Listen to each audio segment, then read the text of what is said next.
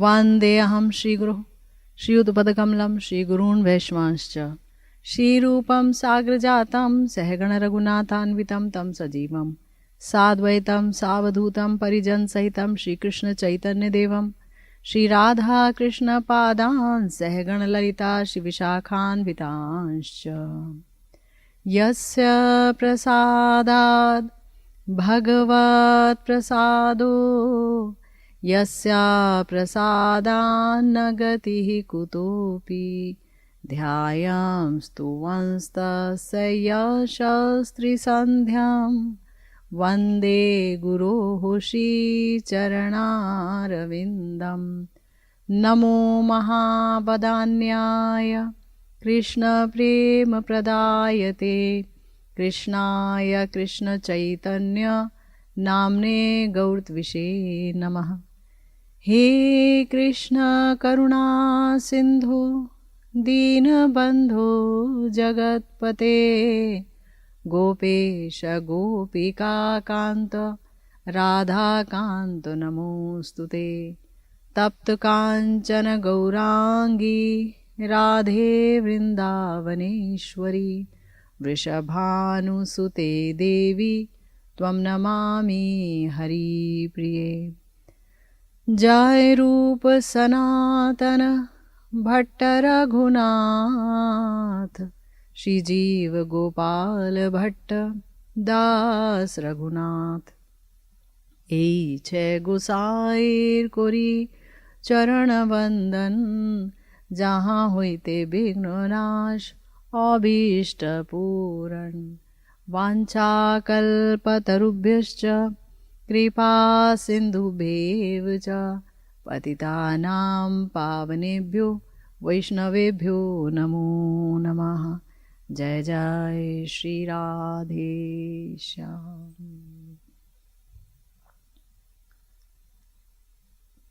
कार्तिक नियम सेवा के शुभ अवसर पर हम लोग आस्वादन कर रहे हैं 3 वांछा का। मेरे प्यारे गुरुदेव ने ये बड़ा ही सुंदर ग्रंथ हम सब के लिए लिखा है और इस ग्रंथ की बहुत ही आवश्यकता को समझकर लिखा है, क्योंकि हम गौड़ीय वैष्णव हैं और जो गौड़ीय वैष्णव हैं उनके लिए मुख्य उपास्य तत्व गौरांग महाप्रभु हैं। राधा दास्यम गौरहरि ने दिया है, वही देते हैं, वही देंगे। लेकिन श्री राधिका की प्रेम के उत्कर्ष को, श्री राधा रानी की प्रेम की महिमा को दिखाया भी गौरांग महाप्रभु ने है। ये हम जानते हैं कि ब्रजलीला में हम सुनते चले आ रहे हैं कि ब्रजलीला में गोविंद की 3 इच्छाएं पूरी नहीं हो पाई, अपूर्ण रह गईं। बहुत प्रयास किया उन्होंने इन इच्छाओं को पूर्ण करने का निकुंज लीला में कि किशोरी जी के प्रेम की महिमा कैसी है और किशोरी जी अपने प्रेम के द्वारा मेरे जिस माधुर्य का आस्वादन करती हैं, मेरा वो माधुर्य अमृत कैसा है।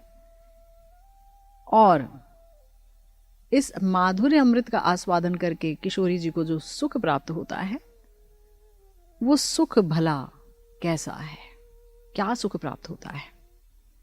ये 3 मुख्य इच्छाएं श्री कृष्ण की अधूरी रह गई ब्रजलीला में, क्योंकि उनके पास मोदन तो है लेकिन मादन नामक महाभाव नहीं है। मादन नामक महाभाव तो हमारी श्री राधिका में ही है और प्रेम के द्वारा ही कृष्ण माधुर्य आस्वादन किया जा सकता है। प्रिया जी का प्रेम असीम असीम असीम सिंधु है, महाभाव का असीम सिंधु है, महाभाव की विग्रह है। हमने सुना और हमने ये भी सुना कि किस प्रकार से गोविंद की ये जो उत्कट इच्छा थी उसको पूर्ण करने में श्री राधिका ने पूरी मदद की, क्योंकि श्री राधिका श्री कृष्ण की समस्त इच्छाओं की पूर्ति का साधन है। श्री कृष्ण पूजा की वसती नगरी है और श्री कृष्ण की ये इच्छा कि मैं अगर राधिका का स्वरूप हो जाऊं तो मैं समझ पाऊंगा कि उनके प्रेम की महिमा क्या है और मेरा माधुर्य क्या है और उन्हें क्या सुख मिलता है। प्रिया जी ने श्री कृष्ण की इस इच्छा को बड़े ही सुंदर तरीके से पूर्ण किया और श्याम सुंदर जो रसराज हैं, श्रृंगार रसराज हैं, और प्रिया जी जो महाभाव स्वरूपिणी है, दोनों एक हो गए। निकुंज के निबिड़ विलास में दोनों एक हो गए और वहां से पूर्णतम परतत्व का प्राकट्य हुआ गौरांग महाप्रभु के रूप में। हमने जाना नवद्वीप में श्री गौरहरि अवतरित हुए और वहां पर उन्होंने मुख्यतया प्रेम प्रचार किया। हालांकि वो अपने इस अंतरंग उद्देश्य को पूर्ण करने के लिए आए हैं, 3 वांछाओं को पूर्ण करने के लिए, लेकिन आनुषंगिक रूप से उन्होंने प्रेम प्रचार किया। तो अब हमारे प्यारे श्री कृष्णदास कविराज गोस्वामी जी कहते हैं कि गौरांग महाप्रभु ने जो अपनी इन 3 वांछाओं को पूर्ण किया वो नीलाचल में गंभीरा में किया। शेष जे रहिलो प्रभुर 12 वत्सर, कृष्णेर विरह स्फूर्ति होय निरंतर। श्री राधिकार चेष्टा जैचे उद्धव दर्शने, ए मतो दशा प्रभुर होय रात्रि दिने। निरंतर होय प्रभुर विरह उन्माद, भ्रममय चेष्टा सदा प्रलापमय बाद। तो अपनी लीला के अंतिम 12 वर्ष में उन्होंने अपनी इन 3 वांछाओं को अच्छी तरह से पूर्ण किया, सम्यक रूप से पूर्ण किया, आस्वादन किया है।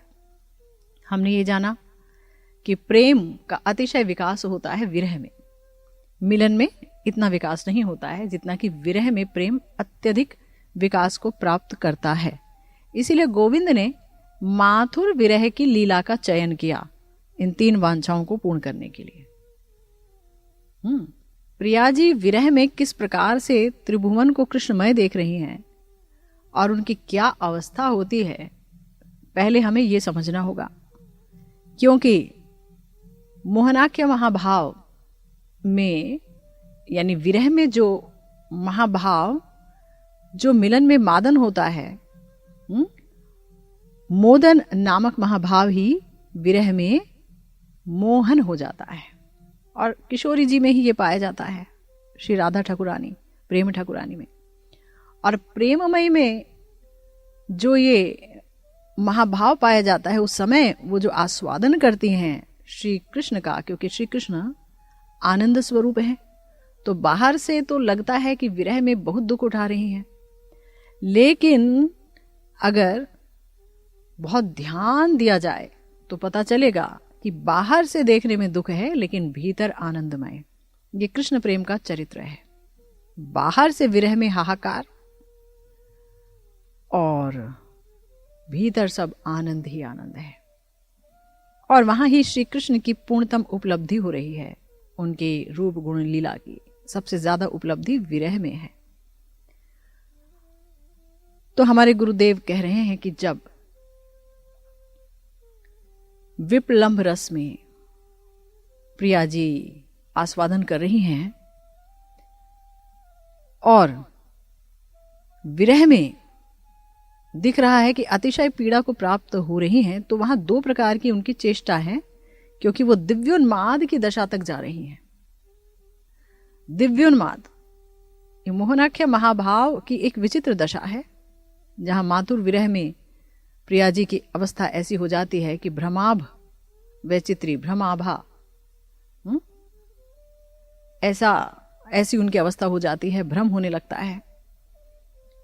मेघ को कृष्ण समझ लेती हैं और तमाल वृक्ष को कृष्ण समझ लेती हैं, दौड़ के आलिंगन करते हैं, भूल जाते हैं, पता ही नहीं चलता कि नहीं ये कृष्ण नहीं, ये तो वृक्ष है। तो ये जो भ्रमाभा वैचित्री का आस्वादन दिव्योन्माद में होता है, हमने ये जाना कि साधारण भक्त भी अगर अनुराग से युक्त हो जाते हैं तो वो भी श्रीमद् भागवतम के अनुसार श्री कृष्ण के नाम का कीर्तन करते करते कभी हंसते हैं तो कभी रोते हैं, तो कभी गाते हैं तो कभी नाचते हैं उन्मादवत। तो जहां प्रेम का महासिंधु है, और महासिंधु से ही निर्माण हुआ है, प्रिया जी का महाभाव महासिंधु से निर्मित है, कृष्ण प्रेम की विकृति है प्रिया जी का विग्रह, तो वहां पर क्या अवस्था होगी, ये अवस्था हम सोच भी नहीं सकते हैं। ये अचिंत्य है, अचिंत्य है। और एक बिंदु प्रेम के लिए श्री कृष्ण की इतनी वशता है, तो फिर महाभाव का असीम सिंधु, और वो भी मोहनाख्या महाभाव में जो हृदय में आलोड़न है कृष्ण प्रेम का, वो तो कृष्ण को वशीभूत कर ही देगा। और कृष्ण माधुर्य का जो आस्वादन है हम तो सोच भी नहीं सकते हैं। तो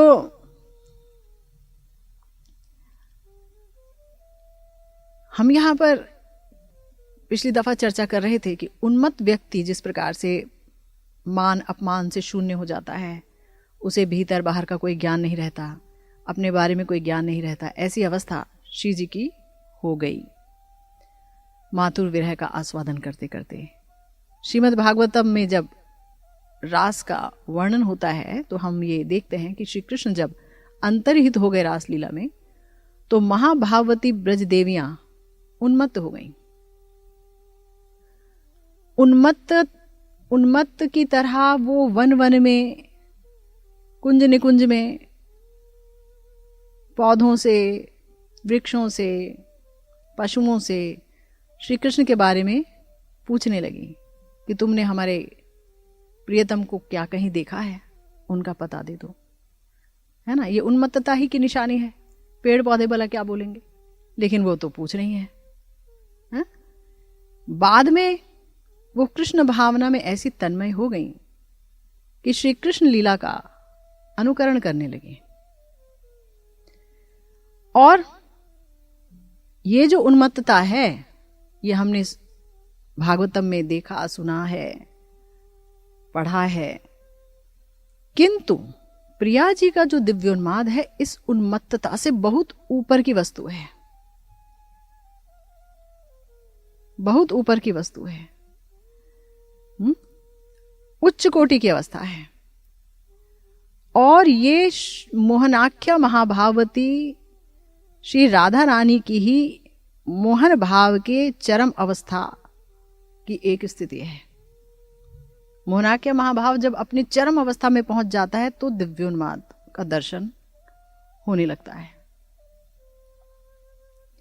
श्री कृष्ण अपने प्रेम के श्री कृष्ण अपने प्रेम के कोई एक अनिर्वचनीय महामहिषी आकर्षणी शक्ति के द्वारा किस प्रकार से समस्त विश्व प्रपंच को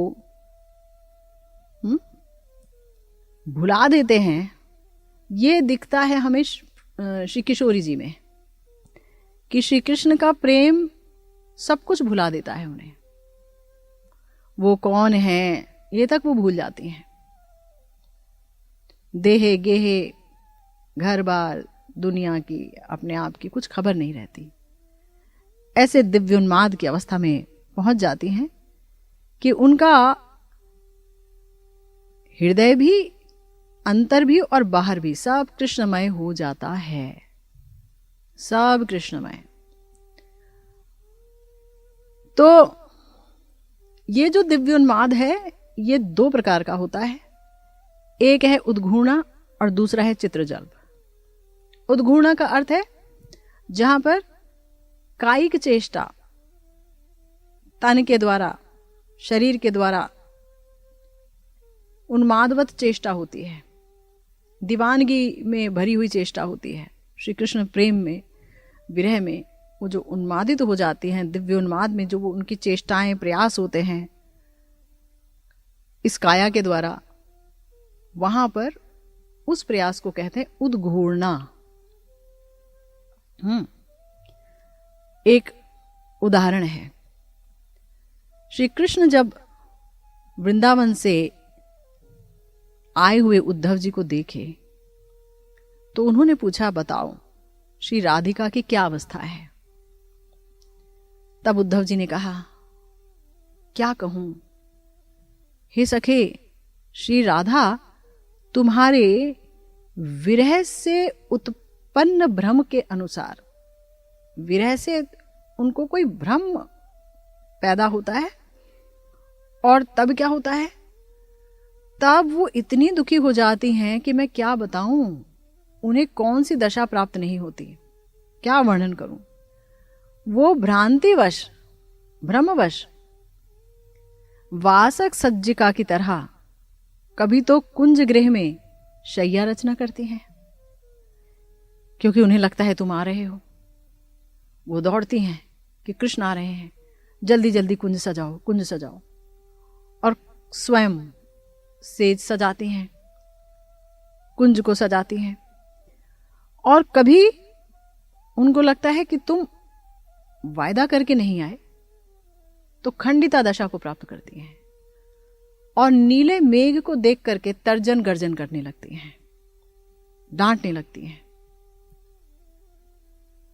अचिंत्य दशा है, कृष्ण है नहीं सामने, लेकिन उन्हें दिख रहे हैं।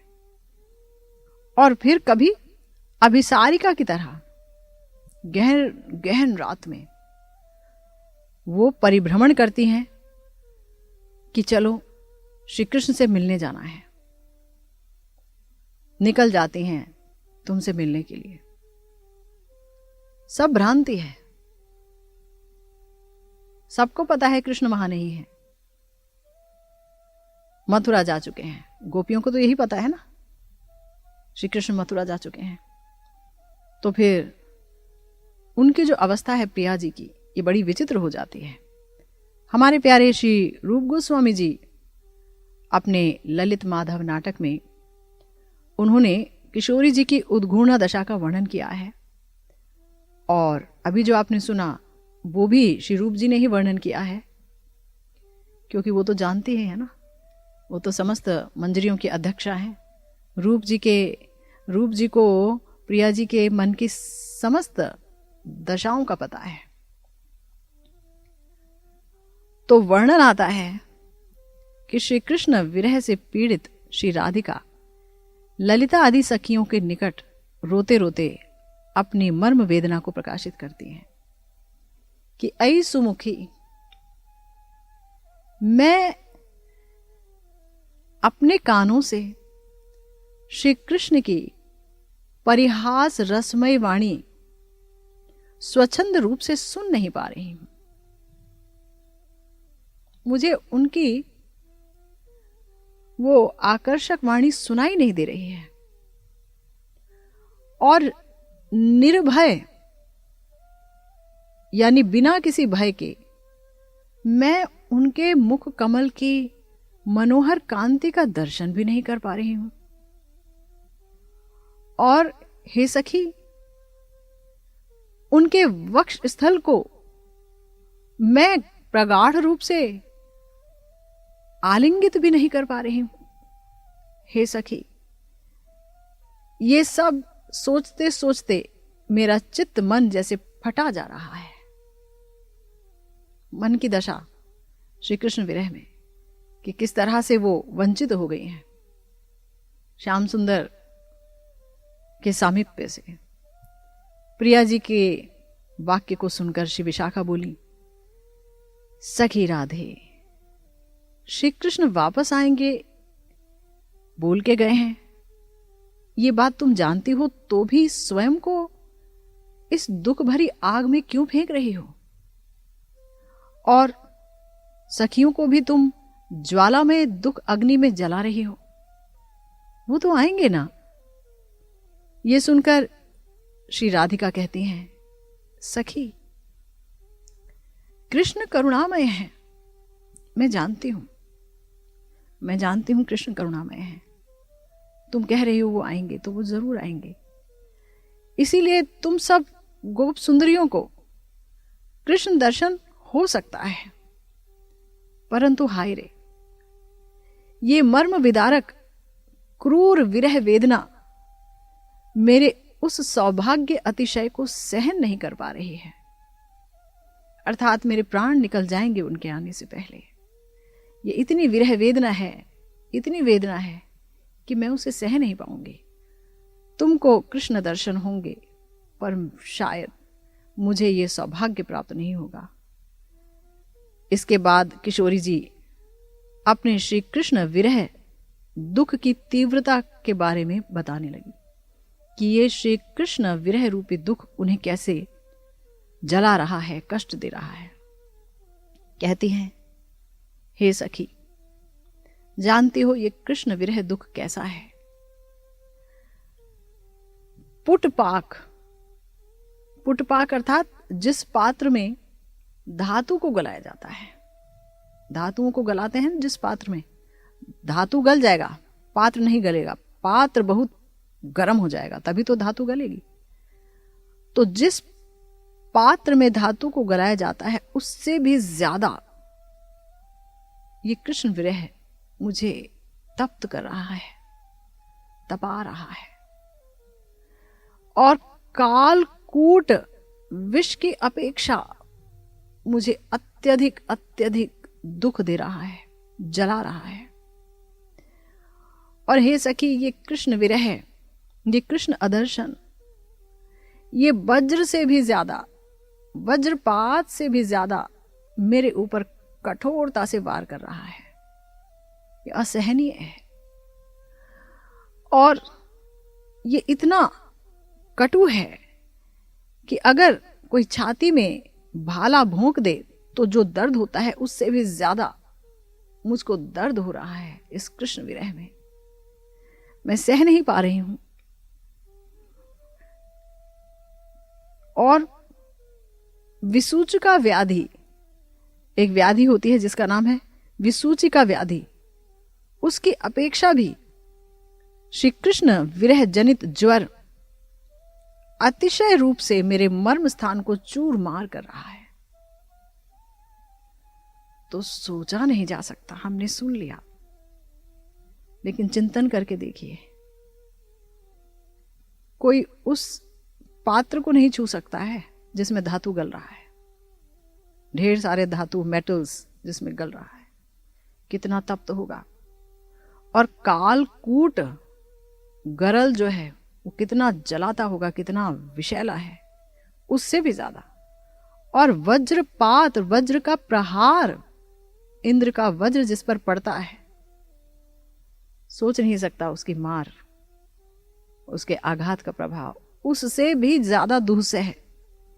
और अगर शैल को भोंक दो किसी के छाती में तो कितना दर्द होता है, उससे भी अधिक कष्ट मैं झेल रही हूं। और जो विसूचिका व्याधि है उससे भी ज्यादा तीव्र ज्वर रूपी वेदना मैं सह रही हूं। मेरा मर्म स्थान चूर मार हो गया है। तो किशोरी जी कितने कितने अधिक दुख को सह रही हैं। पूरी तरह कृष्ण भाव भावित हैं, कृष्ण में तन्मय हैं। ललिता सखी किशोरी जी को थोड़ा सांत्वना दे रही हैं, कह रही हैं, प्रिय सखी, देखो तो कदम्ब वृक्ष के उस शाखा पर उस कौवे की तरफ दृष्टिपात करो, एक बार उस कौवे की तरफ देखो। जानती हो, वो हम जैसी विरहिणियों की सहायता के लिए मथुरा में जाने वाला है।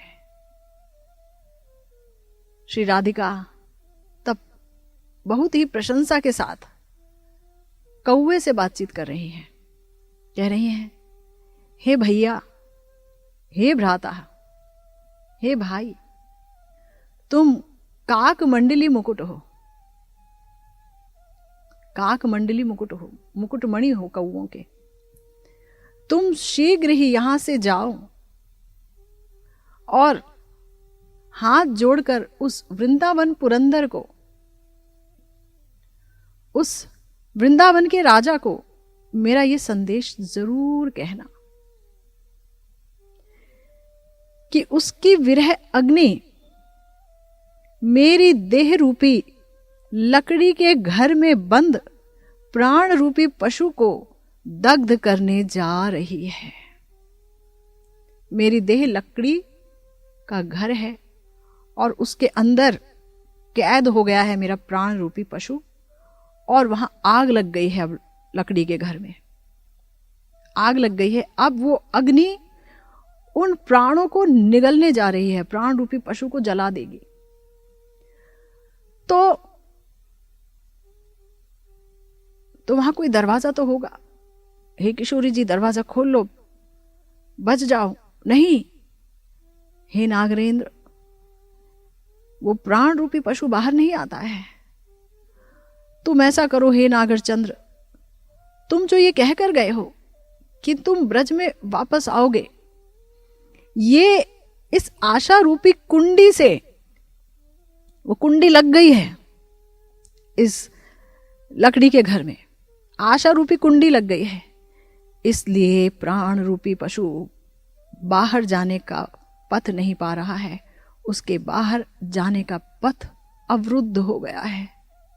उसे आकर एक बार खोल दो ताकि मेरे प्राण आसानी से इस देह को छोड़कर निकल जाएं।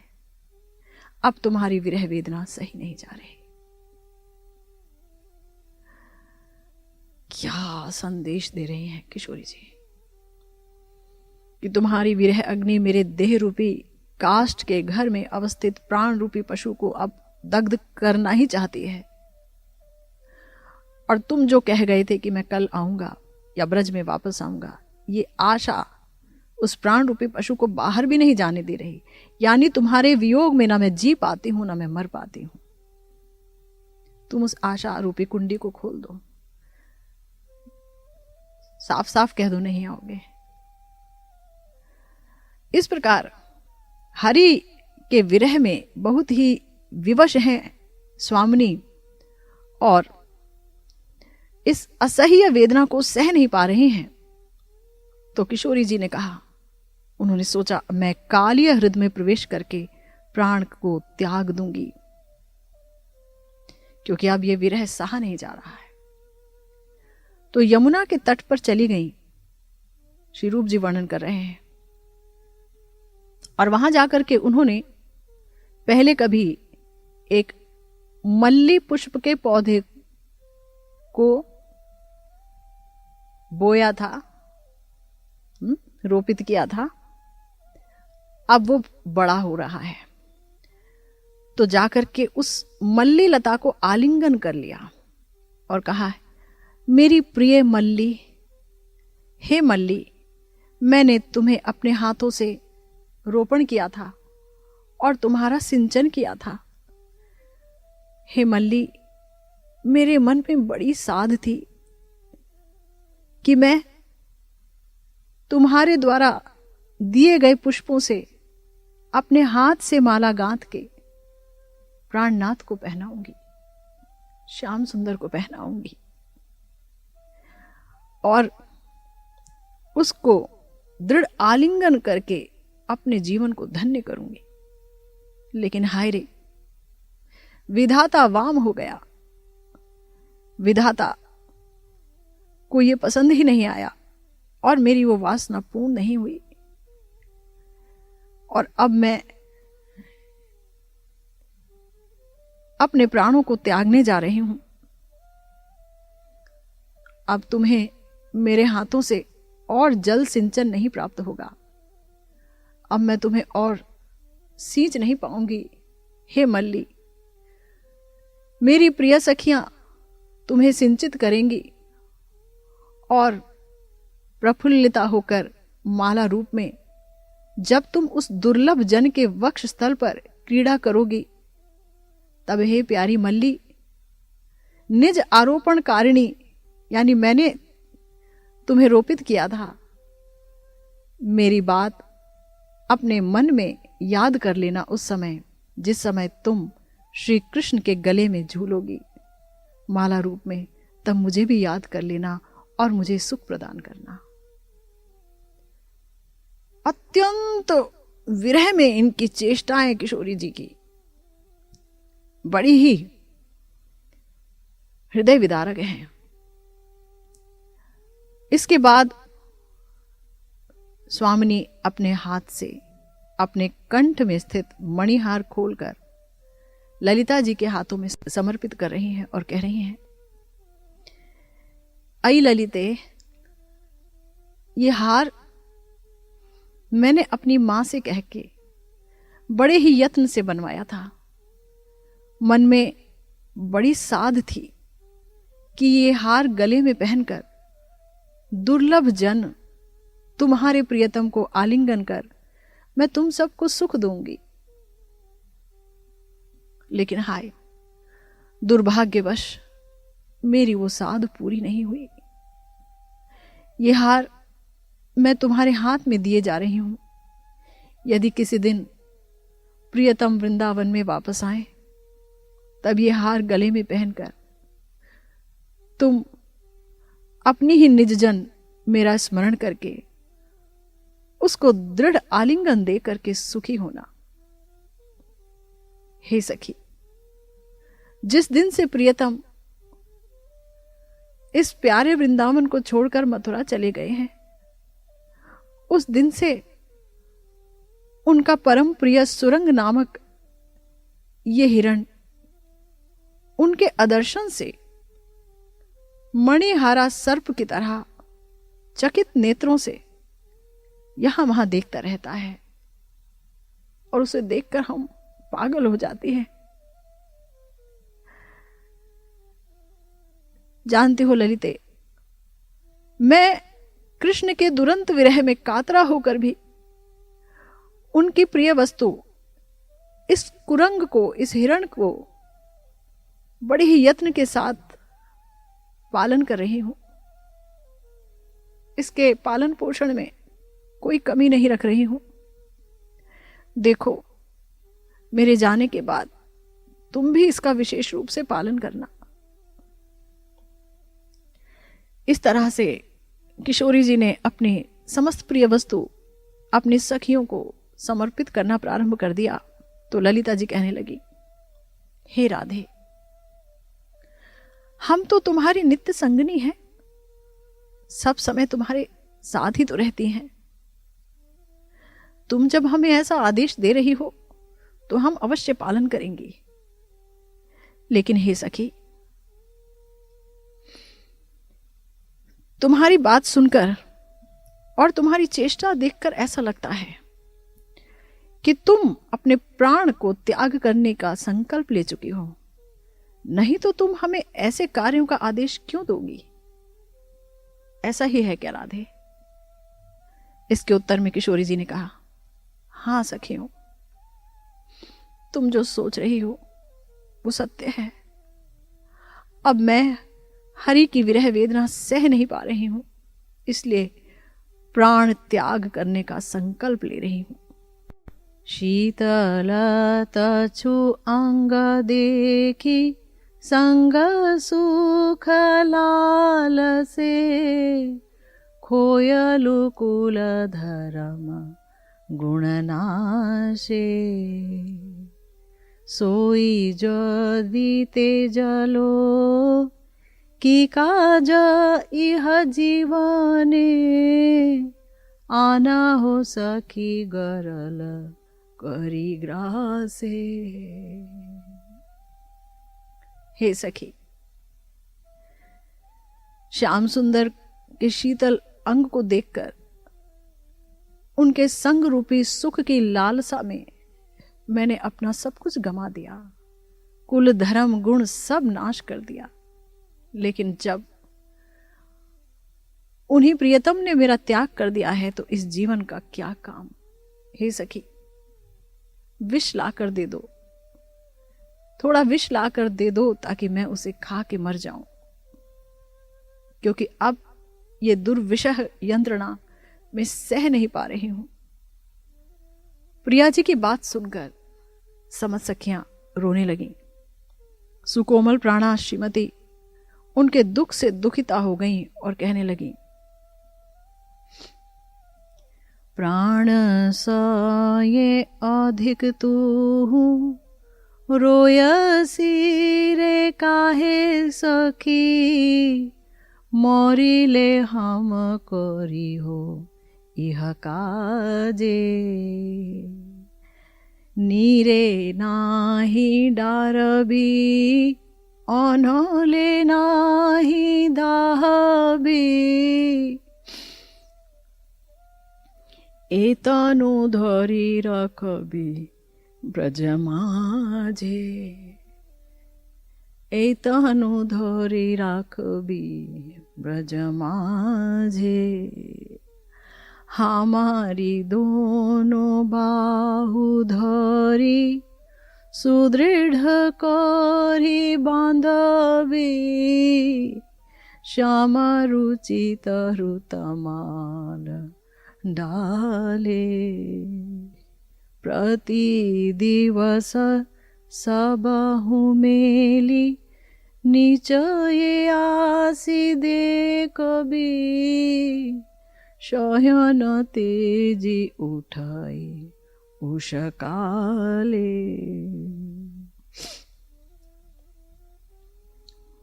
किशोरी जी कहते हैं कि हे सखियों, तुम तो मुझे प्राणों से भी अधिक प्रिय हो। तुम रो क्यों रही हो? रो मत, बिल्कुल मत रो, रोना ही नहीं। देखो, मैं तुम्हें एक काम सौंपे जा रही हूं।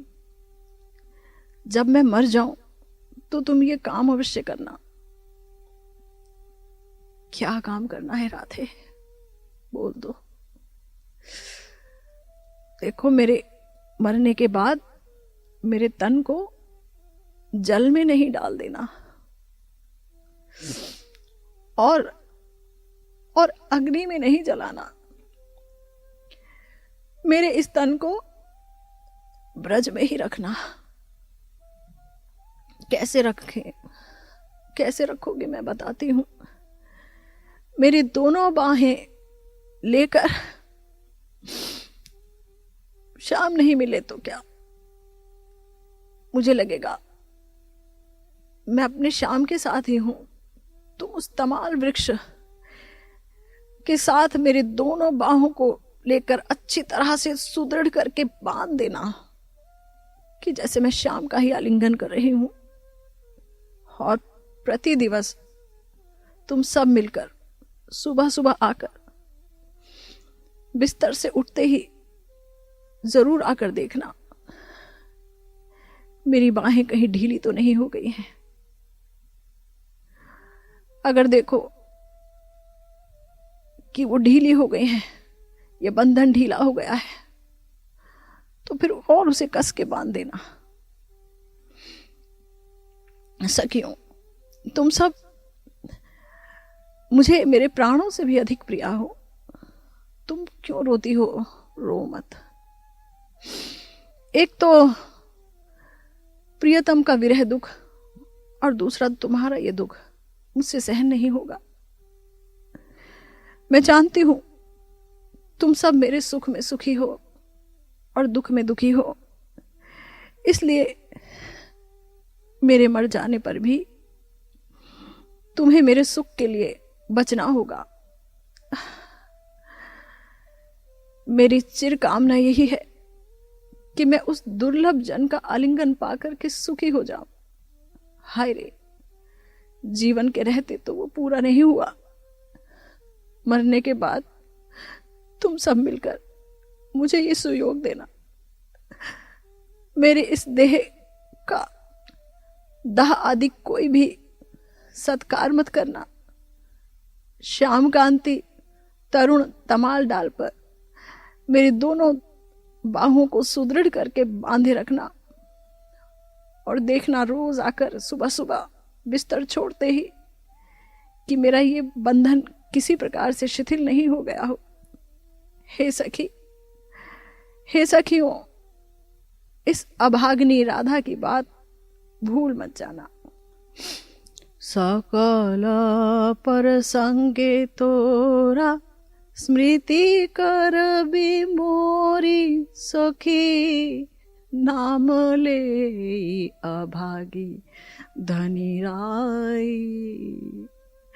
ललिता मति हार ले हो आपन गले धारबी, तोहे निज चिन्ह दे जाई। विशाखा सखी বলয়লে হো, ইন্দুরেখা অঙ্গুরি, নস আভরণ লেহো চিত্রা, লম্ব অবতংস লেহো, শ্রুতি যুগলে ধারবি, সুদেবী অতি নিরমল চরিত্রা। एतो संवाद कही खोलाई सब भूखने, दे जतो आली गणे बाटी, फाणी तले घात भूके माथे घन मारोई, पानी तले घात भूके माथे घन मारई, शशि शेखर मरत जीव फाटी।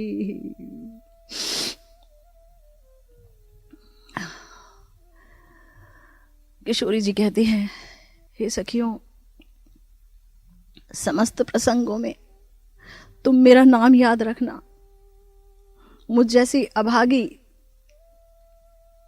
अभाग्य रूपी धन से धनी राई का नाम लेती रहना। हे ललिते, मेरे मोती का हार तुम अपने गले में डाल लो, मैं तुम्हें अपना चिन्ह, अपनी निशानी देकर जा रही हूं। हे विशाखे, तुम मेरे हाथों की चूड़ियां ले लो।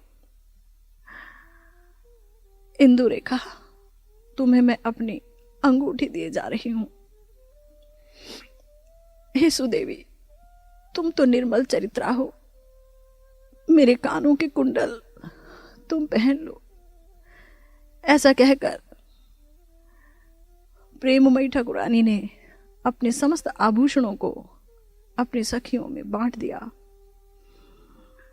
पदकर्ता शशि शेखर जी मंजरी भाव में कह रहे हैं कि ये सब देखकर अपने हाथों को माथे पर और छाती पर मार मार कर शशि शेखर रो रहे हैं।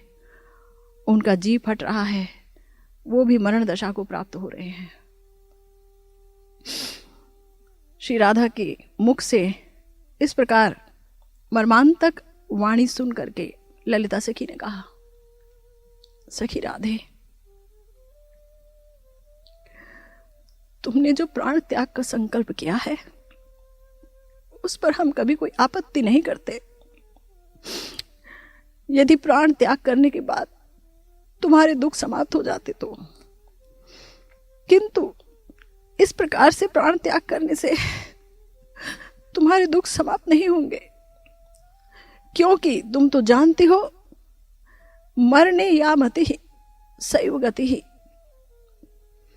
तुम श्री कृष्ण का चिंतन करते करते देह त्याग करोगी तो तुम्हारा श्री कृष्ण से प्रेम समाप्त नहीं हो पाएगा। तुम्हें दोबारा जन्म लेकर हा कृष्ण बोलकर ही रोते रोते जीवन काटना पड़ेगा। इस जीवन में और जीवन के बाद जीवन में भी तुम्हें कभी चैन नहीं आएगा। इसलिए अगर तुम कृष्ण को भूलकर मर सको तभी तुम्हें सुख और शांति मिलेगी। लेकिन हम जानती हैं राधे, तुम्हारे पक्ष में कृष्ण को भूलना सर्वथा असंभव है। तुम कृष्ण को नहीं भूल सकती, क्योंकि तुम कृष्णमयी हो।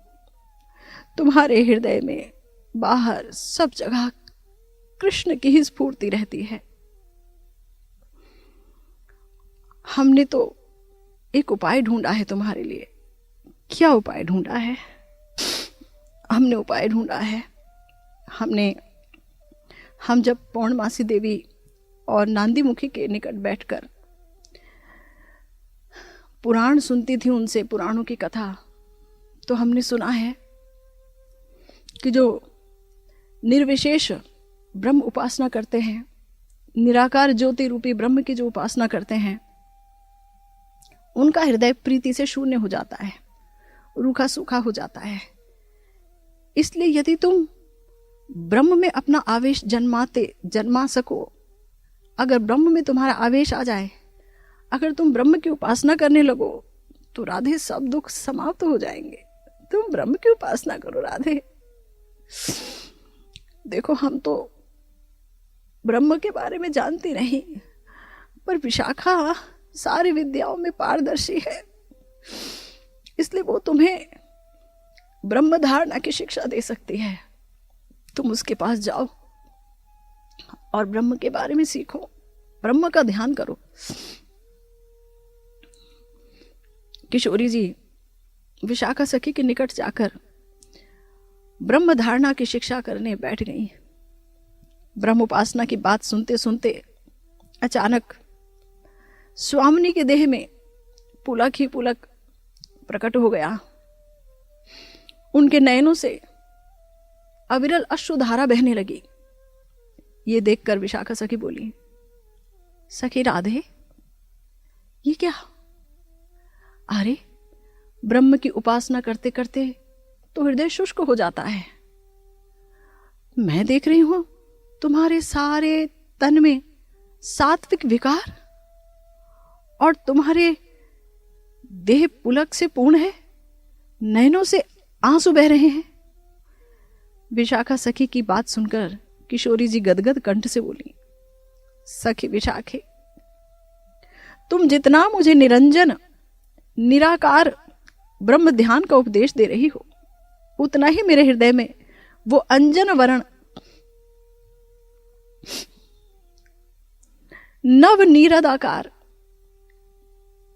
वो अंजन वर्ण नव नीरदाकार यानी नव जलधर नवीन बादल का आकार, चिर सुंदर चिर मधुर रसिकेंद्र चूड़ामणि श्री कृष्ण ही स्फूर्ति पा रहे हैं।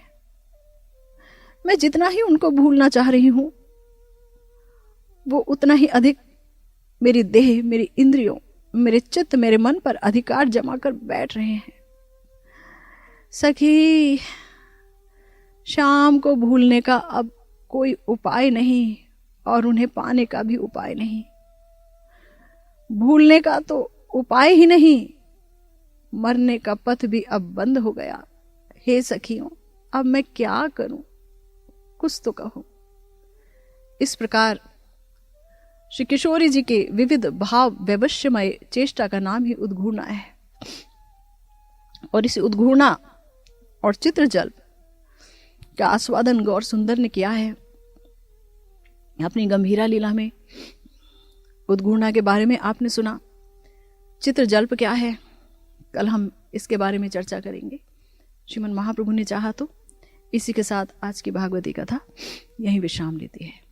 जय जय श्री राधे श्याम, श्री गुरु निताय गौर सीतानाथ प्रेमानंदे, हरि हरि बोल, हरि हरि बोल।